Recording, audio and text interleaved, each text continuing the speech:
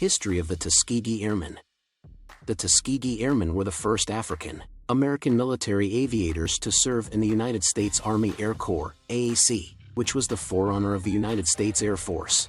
They received their training at the Tuskegee Army Airfield in Alabama, and during World War II, they flew more than 15,000 separate missions over Europe and North Africa. Their outstanding performance earned them a total of more than 150 distinguished flying crosses and contributed to the eventual integration of African Americans into the armed services of the United States. Segregation in the armed forces. The exploits of record-setting pilots such as Charles Lindbergh and Amelia Earhart had enthralled the nation during the 1920s and 1930s, and many young men and women aspired to follow in their footsteps. However, young African Americans who dreamed of becoming pilots faced considerable challenges, the first of which was the common, and prejudiced, perception that persons of African descent were incapable of learning to fly or operate complex aircraft. In 1938, when Europe was on the verge of another major war, President Franklin D. Roosevelt announced that he would extend the civilian pilot training program in the United States. This announcement came at a time when the United States was also on the edge of entering World War II. At that time, racial segregation was still widely practiced throughout the United States, even in the military of the United States. A significant portion of the military establishment, particularly in the South, held the belief that black troops were of lower quality than their white counterparts and performed less admirably in war. However, at the same time as the AAC was beginning to expand its training program, civil rights organizations like the NAACP and black publications like the Chicago Defender and the Pittsburgh Courier began to argue that African Americans should be involved. Tuskegee Experiment. In response to lobbying operations like this, the White House under Roosevelt's administration announced in September 1940 stating that the AAC will soon begin training black pilots.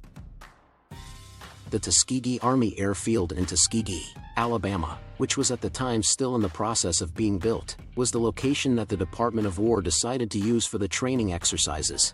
It was situated in the center of the Jim Crow South and was the location of the illustrious Tuskegee Institute, which had been established by Booker T. Washington.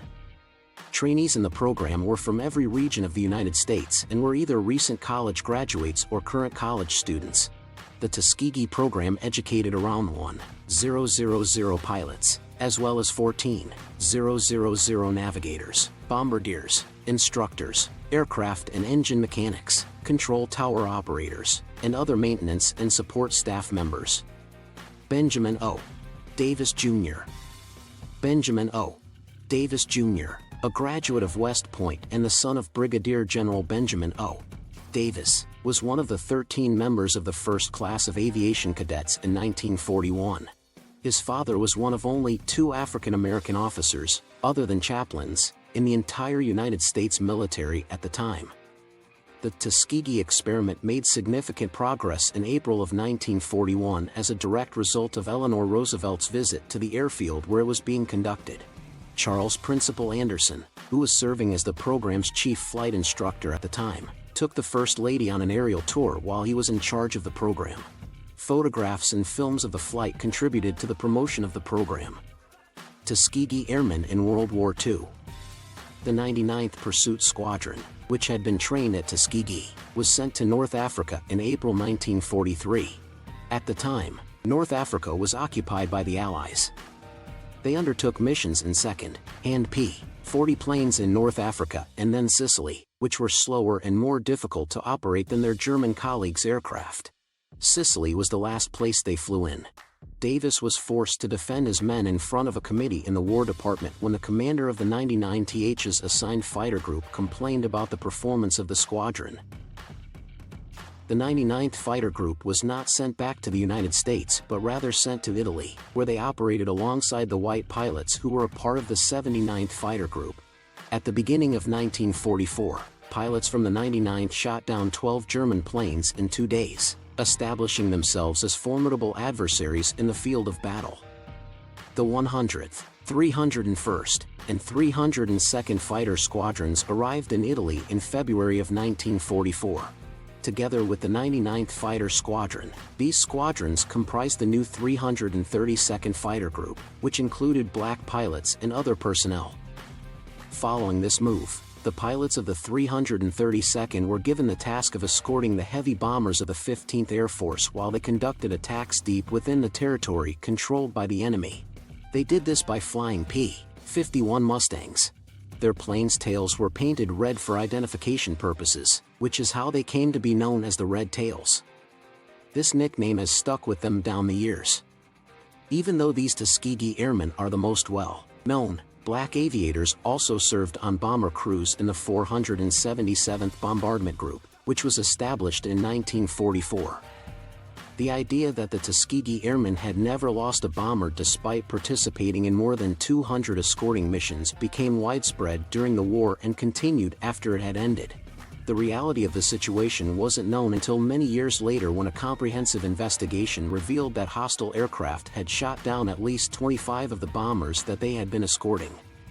Despite this, the success rate was far higher than that of other escort groups of the 15th Air Force, which on average had a loss of 46 bombers. Tuskegee Airmen Legacy. When the 332nd flew its final combat mission on April 26, 1945, 2 weeks before the German capitulation, the Tuskegee Airmen had flown more than 15,000 separate sorties over 2 years in combat. This was the end of the Tuskegee Airmen's participation in World War II. They were successful in destroying or severely damaging 36 German aircraft in the air and 237 German aircraft on the ground, as well as approximately 1,000 train cars and transport trucks, a German warship, and other German military vessels. During World War II, there were a total of 66 Tuskegee trained aviators were killed in action, and another 32 were taken as prisoners of war after being shot down. Integration of the armed forces.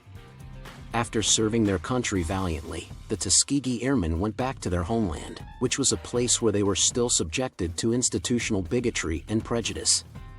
However, they did represent an important step forward in preparing the country for the racial integration of the military, which began with President Harry Truman issuing Executive Order 9981 on July 26, 1948, which desegregated the United States Armed Forces and mandated equality of opportunity and treatment for all service members.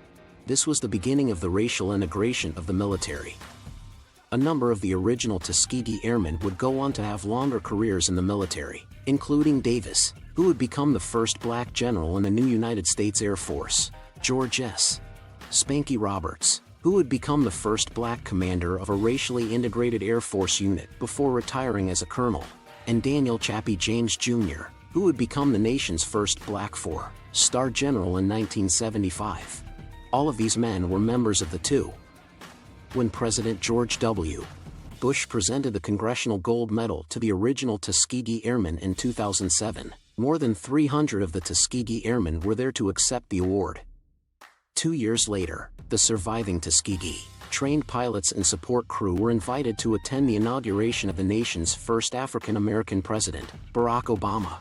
Obama once wrote that his career in public service was made possible by the path heroes like the Tuskegee Airmen Trail blazed. The Tuskegee Airmen were the first African-American military pilots to receive training at the Tuskegee Institute in Alabama. At the end of this video, tell us how was the video? Did you enjoy it?